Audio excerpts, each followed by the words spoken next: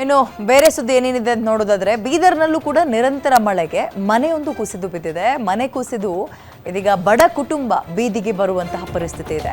ಹುಲ್ಸೂರು ನಿವಾಸಿ ಸೂರ್ಯಕಾಂತ ಮೇತ್ರೆ ಅಂತ ಇವ್ರ ಮನೆ ಇದೀಗ ಬಿದ್ದೋಗಿದೆ. ಸರ್ಕಾರದ ಪರಿಹಾರಕ್ಕೆ ಇದೀಗ ಅವರು ಮನವಿ ಮಾಡ್ತಾ ಇದ್ದಾರೆ.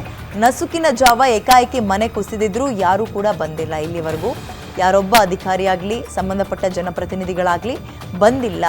ನಮ್ಮ ಕುಟುಂಬ ಬೀದಿಗೆ ಬಂದಿದೆ ಅಂತ ವೃದ್ಧೆ ಅಳಲನ್ನು ತೋಡ್ಕೊಳ್ತಾ ಇದ್ದಾರೆ. ಮನೆ ಇದ್ದಕ್ಕಿದ್ದಂತೆ ಧರಾಶಾಹಿಯಾಗಿದೆ ವಿಪರೀತ ಮಳೆಗೆ.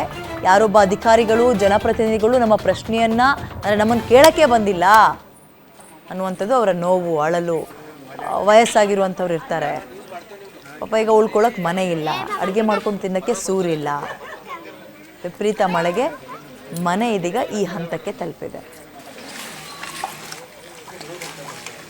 ಏನಪ್ಪ ನಾ ಗರೀಬ್ ಮನುಷ್ಯ ಇದ್ದ ಹಿಂಗೆ ಮತ್ತು ಹಿಂಗೆ ನೀರಲ್ಲಿ ಹೋಗಿ ಕಸಿ ಇಲ್ಲಿ ಮಣಿ ಬಿದ್ದದ. ಮತ್ತು ಇದ್ರ ಮುಂದೆ ನೀವು ನೋಡ್ರಿ ಅಂತಾರೆ. ಕಂಟಿನ್ಯೂ ಪೂರ 15 ದಿನ ಆಯ್ತು ಮಳೆ ಹತ್ತೆ ಸರ್. ಹಾಂ, ಇನ್ನು ಗರೀಬ್ ಮನುಷ್ಯ ಹೊಲ ಇಲ್ಲ, ಮನೆ ಇಲ್ಲ. ಮನೆಗಿಂದ ಹೊರಗೆ ಬರೋದಾಗ ಧಾರಾಡ ಬಿತ್ತು ಸರ್. ಹಾಂ, ಯಾರಿಗೂ ಏನಾಗಿಲ್ಲ. ಆದ್ರೆ ಹೇಳ್ಬೇಕಲ್ಲ ರೀ, ಎರಡು ಆಯ್ತವ್ರಿ ಇದು ಒಳಗೆ. ಅದು ಒಂದೇ ರೂಮ್ ಅದ, ಒಳಗಿದು ನಿಮಗೆ ತೋರಿಸಿಲ್ಲ. ಅದು ಒಂದು ರೂಮ್ ಇದು ಹೊರಗೆ ಪೂರ ಬಿದ್ದು ಸರ್. ಎಲ್ಲ ಬಂದು ಜರ ನೋಡಿ ಹೋಗ್ಯಾರಿ. ಮತ್ತು ಯಾರ್ಯಾರು ಬಂದವರು ಯಾರು ಇಲ್ಲವ್ರಿ ನಮಗೆ ಕೊನೆ ಇಲ್ಲ. ಅದು ನಮ್ಮ ಮಗನಿಗೆ ಗೊತ್ತಿರಿ. ಏನಪ್ಪ ನಾ ಗರೀಬ್ ಮನುಷ್ಯ ಇದ್ದ ಹಿಂಗೆ ಮತ್ತು ಹಿಂಗೆ ನೀರಲ್ಲಿ ಹೋಗಿ ಕಸಿ ಇಲ್ಲಿ ಮಣಿ ಬಿದ್ದದ.